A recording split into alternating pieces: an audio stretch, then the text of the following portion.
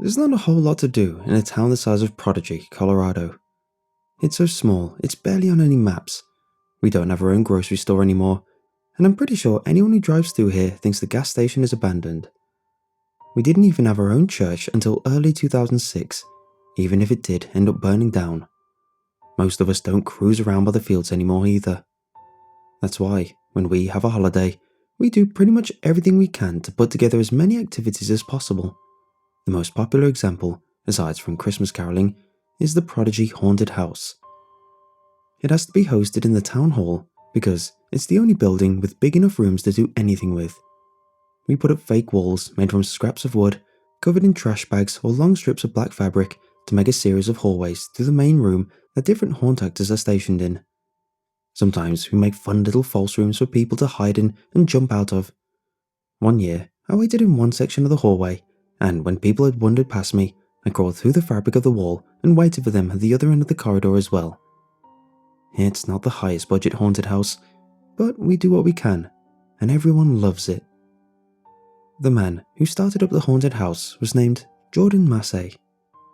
He was in his late 30s, and at one point was the principal of Tenwood High School. He stopped working there in probably 2016 when his wife had triplets. He was a pretty good friend of my dad, so I spent a lot of time around him growing up and felt like he was part of my family for a long time. He spent a lot of time and effort making sure the haunt ran smoothly because it was particularly important to the teenagers and young adults in Prodigy and Tenwood that he spent a long time supervising.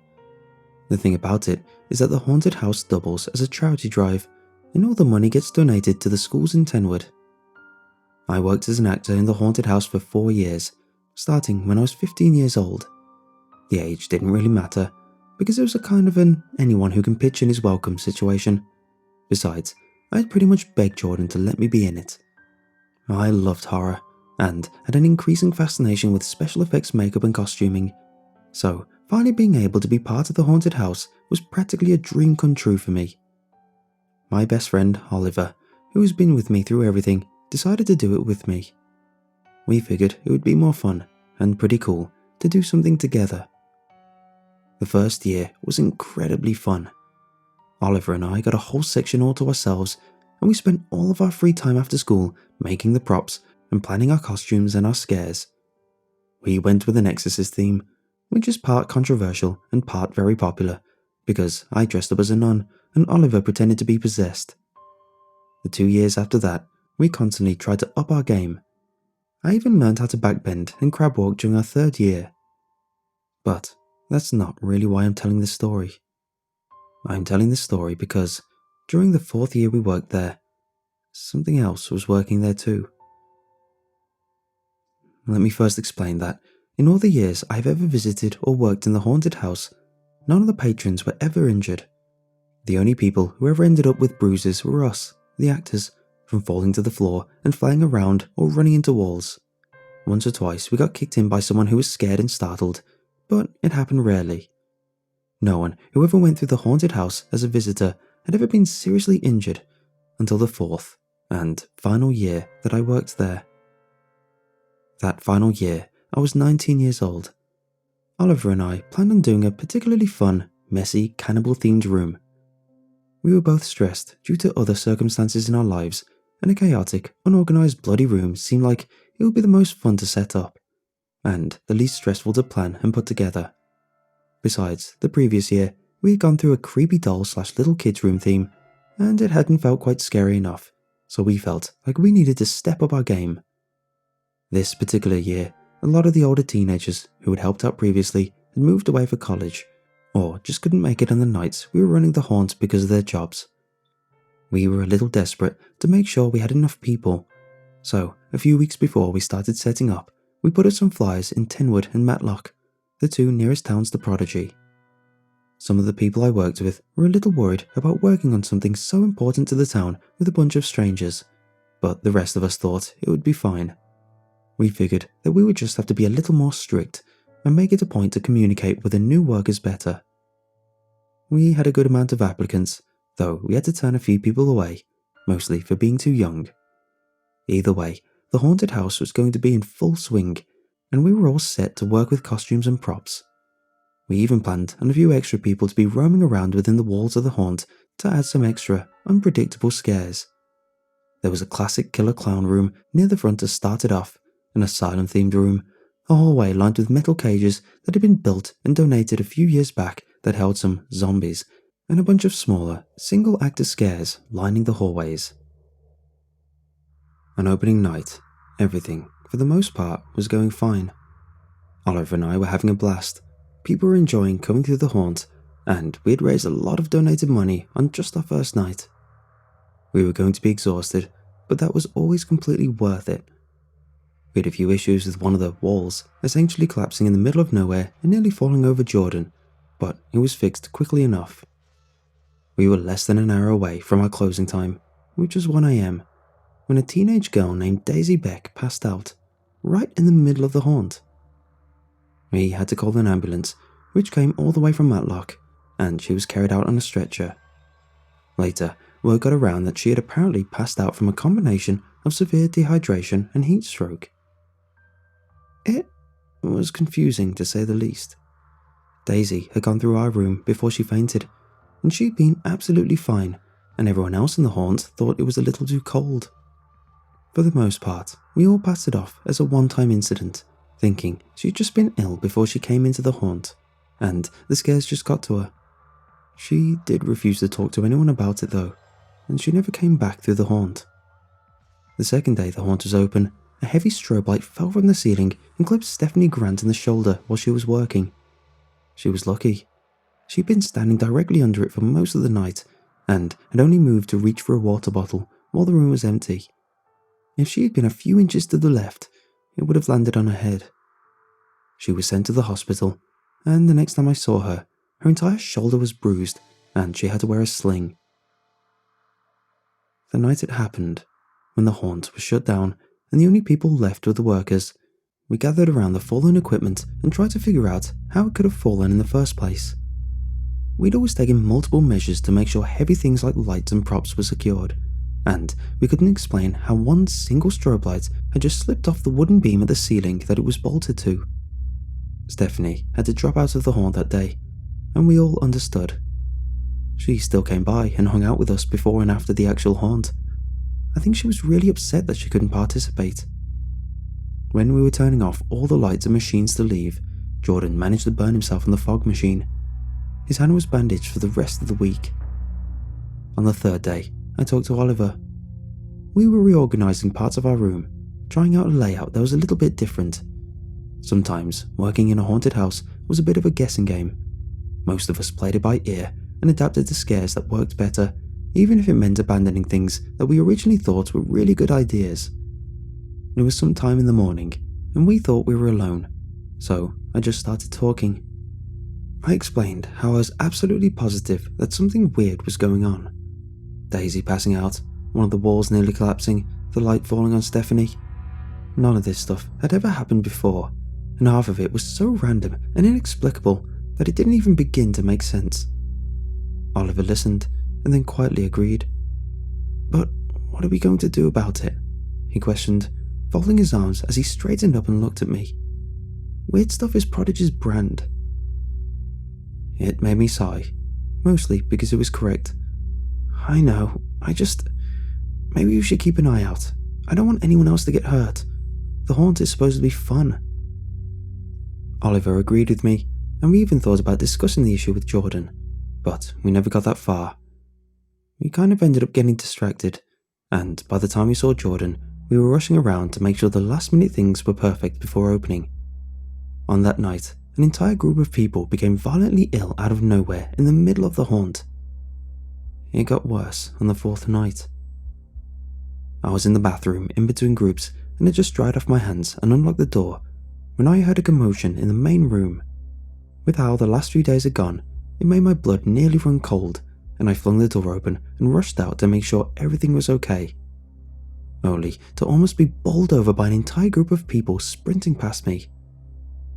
Apparently, one of the teenagers from Tenwood had broken off from his group, snuck past Jordan, and had tried to run through the haunt before we were ready. He nearly made it to the end, even with a bunch of actors yelling and running after him to get him to stop. He made it past my room, the zombie hallway, and was almost to the smoke tunnel when he started screaming. Everyone rounded the corner after him, to find him on the ground, shrieking, clawing at his face and flailing one of his legs. The other leg was bent sideways at the knee, absolutely mangled, flopping against the ground with a series of sickening sounds as he thrashed. We had lost our line of sight with the kid for maybe 2 seconds. The sound, the sight of his broken leg just floundering like that, made one of the girls throw up. 2 of the older men who helped run the haunt along with Jordan, Dom and Frank rushed forward to get the kid to stop thrashing. I whipped my phone out and dialed 911 as fast as I could, turning around so I wouldn't have to look at that leg or the girl vomiting anymore. I rounded the corner as the dispatcher answered the phone and then looked back over my shoulder to peek back into the hallway to make sure nothing else was happening. Everyone, rightfully so, was focused on making sure the flailing, shrieking teenager on the ground didn't mess with his leg even more than he already had.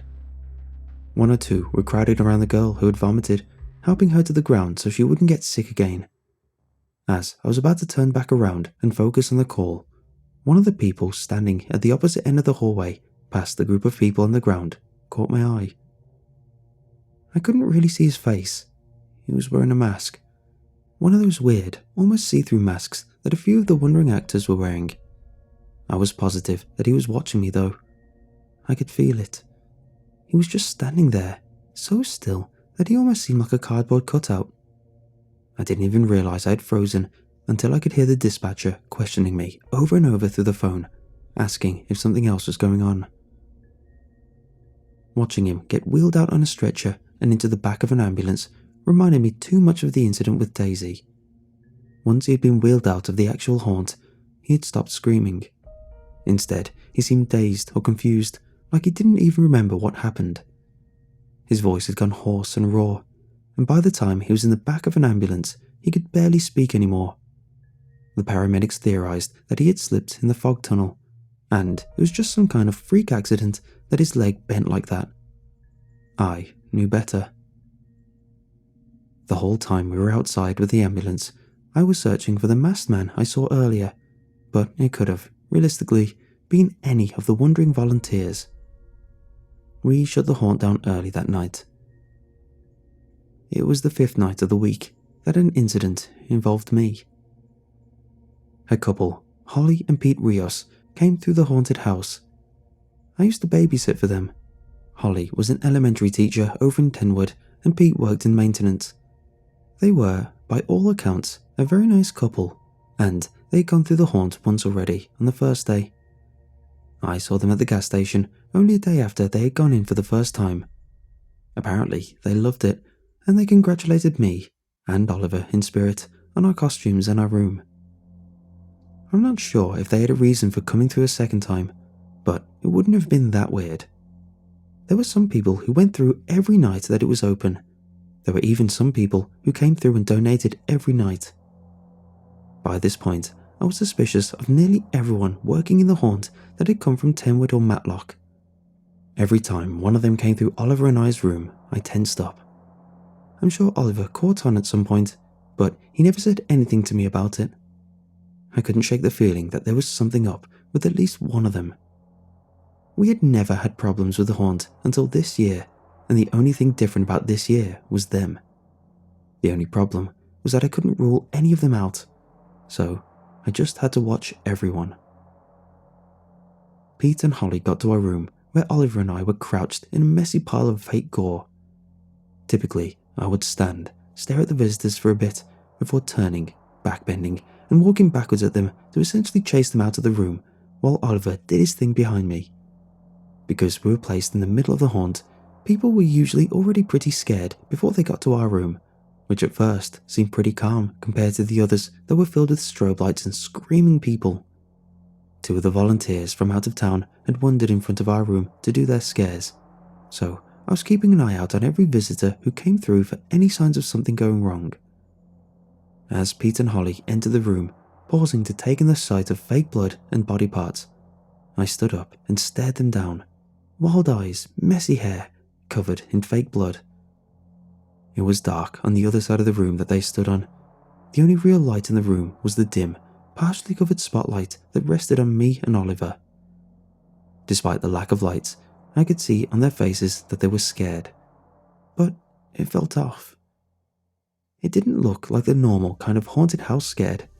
Besides, they had seen all of this before. They shouldn't look like that. I was determined to stay in character though. Everyone knew that, if the house was too much, you can ask an actor to stop and lead you out. Neither of them said anything, so I was prepared for business as usual. I stepped forward, nearly to the spot where I'd spin and drop into a back bend. And then Holly started shrieking, hands reaching up to cover her eyes and pull at her hair, and Paul screamed, surging forward before I could react, and grabbed me by the arms. Close up, he looked absolutely crazed. I yelped, surprised and terrified. No one was supposed to touch or grab us, just like we weren't supposed to touch or grab them. But Paul dug his fingers into my arms, and before I could say anything, he was shaking me back and forth like a rag doll, hard enough that my head whipped backwards and I nearly lost my balance. It took me a second to realize he was screaming in my face. Holly's high-pitched screaming made it difficult to hear at first. He was threatening me, screaming some of the most vile things I've ever heard in my life, punctuated by, "If you touch me one more time, I'll kill you." I had never touched him. That much I was sure of. I put my hands up on his chest, trying to push him away, but it felt like he was 10 times stronger than me. Suddenly, the lights in the entire building flew on, and Oliver was next to me, trying to pry Paul's hands off my arms. He wouldn't let go, and then there were more people, flooding in from other rooms, trying to pull him away. It took 6 people to pull us apart, and by the time I stumbled backwards and nearly fell to the floor, I had 4 crescent-shaped cuts on the inside of both arms from his nails. Almost the minute that we were separated, both of them stopped screaming, looking almost dazed as they were dragged out of the house. Some of the other actors and visitors, including Oliver, stayed to ask me if I was okay. They asked me what had happened. I didn't have a good answer for them. I sat on the floor, legs feeling weak. The look in his eyes was burned into my brain. It reminded me a bit of a wild animal in danger, vicious, crazed, nearly feral. Most of all, completely terrified. I don't know what he thought he was looking at, or what he had seen before me, but I don't think I want to know. Oliver and the girl from the room next to ours, Emily Keller, helped me to my feet and walked me outside to get some air. I remember Emily telling me that someone had called the police and that they would be here soon. I was having trouble focusing, kind of zoning in and out of the conversation. "Don't worry," I heard her say as we got to the front door of the hall. "Jordan has Frank and Don watching Paul and Holly on the other side of the yard. You won't have to wait near them." Oliver pushed open the door and the 3 of us stepped outside, and I was relieved to feel the cold air on my skin, which felt 100 degrees too hot all over. As soon as we were outside, Jordan found us. He tried to ask me what had happened, but I guess I wasn't giving him very good answers, because he finally decided to turn to Oliver and ask him instead. Oliver seemed about as confused as I was, but at least he could accurately relay the details on the incident, considering he had watched it happen. For a while, I was focused solely on staring at the grass, but then a slow, creeping chill worked its way up my spine. The back of my head buzzed, and I felt the very distinct feeling of something, somewhere, watching me. The familiar feeling of breath on the back of my neck made my skin crawl, and I whipped my head around at practically full tilt to look over my shoulder and search for whatever was making me feel so off. Almost immediately, my eyes flicked back to the open door of the haunted house. The lights were on, and everyone who had been inside had spilled back out onto the lawn in front of the town hall. But when I looked back, the building wasn't empty. Just before the first bend of the hallway, standing back against the shadowed part of the wall, was a tall man. The same man. This time, he didn't have a mask on. When I looked at his face, he was already looking at me. Something about his gaze made me feel cold, scared. While Oliver was talking to Jordan, I stared through the doorway, holding eye contact with the man. Part of me recognised him as one of the workers from Tenwood, but there was something so indescribably off about him that it didn't feel like the same person at all. His eyes seemed a little too wide, his stance unnaturally still. He didn't move or smile or do anything. He only stared, and I couldn't look away. Everything else fell away. It was like I was underwater and could only barely make out the loud chatter that was surrounding me. The longer I stared, the worse I felt, and the more uncanny he started to look. He looked angry, furious even, his gaze burning into me like he was hoping looks could kill. For all I knew, the ground beneath my feet was slowly crumbling and falling away with everything else. I felt like I was falling, alone, where no one could catch me. My skin grew cold. His eyes were so big, opened so wide they looked perfectly round, and he was still just frozen there. I couldn't stand it. Some kind of artificial outrage boiled in the pit of my stomach under all the terror. Why wouldn't he just move? I don't know how long we stayed like that, him staring at me and me staring back, feeling every second more and more like I was going to implode. It felt like years. Eventually, I felt a hand on my shoulder and Oliver shook me as gently as he could, careful of the tender, red areas on my arms, and I was yanked back to the surface. The sound all around me almost seemed too loud now, like someone had pushed a loudspeaker right up to my head after a long period of silence. Cut out of the inexplicable trance, I whipped my head around to look wide-eyed at Oliver and Jordan. I was vaguely aware of Oliver asking me if I was okay, and Jordan giving his jacket because I was shivering. But with the sound of my blood rushing my ears and the terrified adrenaline pumping through me, he sounded far away. I whipped my head back around, about to explain that there was something staring at me. But there was nothing inside the house. The door wasn't even open. The words died in my mouth, feeling bitter on my tongue as I tried to swallow. My mouth was dry and my head was spinning. My chest, feeling too tight to properly breathe, I passed it off as being a bit in shock. Jordan, bless him, thought it would be best if I went home and let me off clean-up duty for the night. Oliver offered to take me home so I wouldn't have to walk, and I snatched up his offer immediately. Jordan told us he would tell the police to come to my house if they wanted to question me, and sent us on our way. I barely remember any part of getting into Oliver's truck or getting home. I do remember that Oliver stayed the night at my house with me and made me my favourite kind of tea while the police were sitting in my kitchen in order to question me. I'm pretty sure I was still covered in fake blood and wearing my costume while that happened. I told the police I didn't want to press charges. They told me that it sounded like a targeted attack, since Paul and Holly had apparently been fine up until they came into our room, and Paul had only tried to attack me. I didn't know how to explain it to them, so I simply repeated that I didn't want to press charges. They wrapped up and left shortly after, and I didn't go back to the haunted house for the final 2 days that it was open. This year, Jordan asked if I would work at the haunt again. Oliver was doing it, and even Logan was going to get in on it. I didn't have to think about it before I said no. If they needed help setting up, I could come around and help with that, but I wasn't going to be anywhere near the haunted house while it was running. I don't know if I'll go back ever again, even if the accidents stop occurring. In hindsight, I wish we had listened to the people who were cautious about sending out flyers a little bit more. I think whatever was there fed off the chaos and fear, or maybe just like causing it. We should have known that announcing an event like that in a place like Prodigy would invite something less than savoury.